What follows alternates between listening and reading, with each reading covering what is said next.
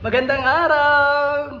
Mamaya na po, ngayong araw ng Sabado, na August 24, mula alas 3 ng hapon, ang umpisa ng ating public viewing para sa ating Barangay Wawa Short Film Festival. May 3 batches po tayo mamaya. 3 to 5, 3 p.m. to 5 p.m. Sumunod na batch ay 5 p.m. to 7 p.m.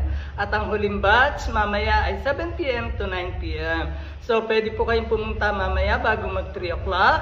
At first come first serve po tayo. At pag napuno na po ang venue dito sa second floor ng Barangay Hall, ay sasara na po natin yung ating pintuan para makapanood, maumpisa na po yung panonood ng public viewing mamaya. After nung isang batch, susunod naman po yung 5 p.m. to 7 p.m.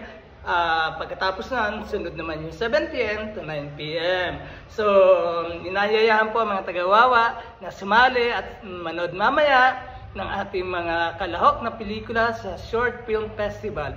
Ito po ay handog ni Kapitana Rosalie Benaflor. Una to sa Barangay Wawa, una rin to sa buong Taguig City.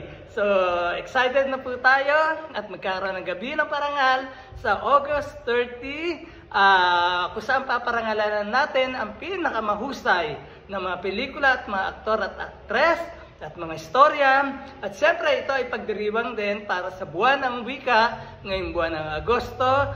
Muli maraming salamat Mayor Lani Cayetano at buong konseho, at maraming salamat kay Kapitana Rosalie Benaflor at buong barangay at SK Council.